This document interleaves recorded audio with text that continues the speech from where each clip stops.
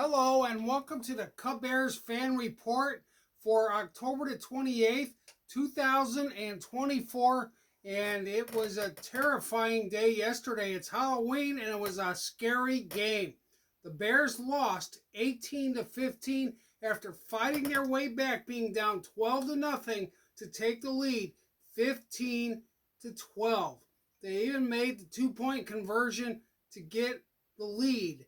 And there were only about 25 seconds left, and the Washington Commanders, launched a Commie bomb, that was caught in the end zone, a Hail Mary that was caught, and it was tipped up by Tyreek Stevenson, who was actually seen taunting the fans before getting back into position, and he tipped the ball up instead of down.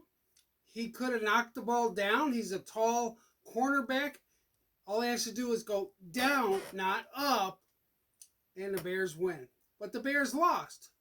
Now, not all is lost. I'm impressed that the Bears found a way to get back into this game. They gave up a lot of yards, but managed to keep Washington out of the end zone. So they just scored some field goals. The Bears defense played well. They did not give up any touchdowns. Let me tell you how it looks. They held Jaden Daniels to 21-38 for 326 yards, 50 of which came on that Hail Mary pass. But before that, they kept them out of the end zone and managed to keep themselves in the game. Caleb Williams was only 10 for 24 for 131 yards, but he played well when it mattered the most. The Bears found a way to get into the end zone twice, and they scored 14 points. One was on a really nice run by DeAndre Swift, who actually had a really good game, 129 yards on 18 catches, and Caleb Williams rushed for 41 yards himself. He was 10 of 24, 131 yards, no touchdown passes, but the Bears were in a position to win. And I'm more proud of that than I am miserable about the way they lost. What would have been more miserable to me is if the Bears never got in the end zone and just lost 12-3 or 12-0. But the Bears found a way to potentially win the game. They took the lead with 25 seconds to go. And if you're going to do that, you're going to win 90% of your games. So I'm more reassured by the fact that they won. Those are the games that when Fox was the head coach, the Bears would find a way to lose in overtime and find a way to lose. They found ways to lose. This is an example of finding a way to lose. So now we're going to see what happens. Will the Bears come back after winning 3 in a row and finally losing one in dramatic fashion to a really good NFL team? The Washington Commanders have been really surprising to me. Or will the Bears just start losing? Because that's really what's going to decide whether the Bears keep their coach in Eberflus.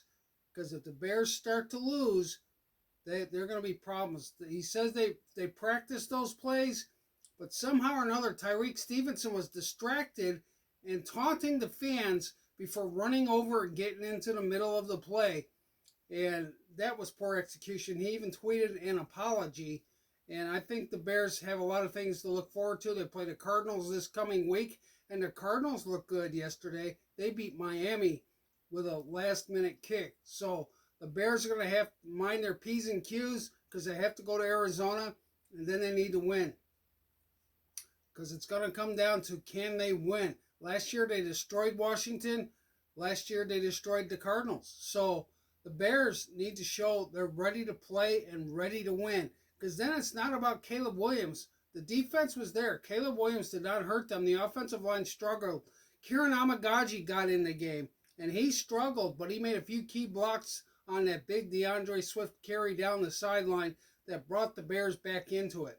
So I'm proud of the Bears. I was happy with how it went, just not happy with how it ended. Interestingly enough, I have a friend named Joe who is a Washington Commanders fan, and when I was posting how the Bears should trade their pick, he said, well, the Commanders don't want to buy your pick. They don't need to draft Caleb Williams. He was quite happy with Jaden Daniels, and I'm sure he's quite happy now with how things are going with the Cardinals. The interesting thing about Joe is he has a wife named Allison, and I have a wife named Allison. And his wife named Allison wrote a vampire novel many years ago, which I've read, called The Immortals. So I wrote a vampire novel now as well. And my wife's name is Jo Allison. And those two are Joe and Allison with the vampire book. And my wife has an ex-husband named Joe. So I'm stuck between two Joes and a hard place because I go bowling with Joe and we get together and we play cards. We're all friends. It's kind of a weird relationship. I'm wearing a pirate hat because my sponsor is the Robin Hood Brewery, and I have a picture of me in my pirate outfit in front of Robin Hood because they do the best microbrew beer. I also recommend that you go see Taylor's Place in Burnsville, Mississippi, which has the best Italian beef, which we had also this weekend. And it's really good Chicago-style Italian beef. If you like it, that's the place to go. So please support my sponsors. And don't forget Table 127 in Iuka, Mississippi, as well as Cream and Sugar, because those are good places. That makes Iuka, Mississippi a good place to go to. It's right on the highway as you go up to Lake Pickwick, or is it Pickwick Lake? I never can figure that out, but this is a great town. But the Bears, it's going to come down to how they do against the Cardinals next week, whether they can start a new win streak, because then they go into the division games, and they're going to be challenged. This is the Cubbear Fan Report. Please like and subscribe and support my sponsors. Thank you for watching.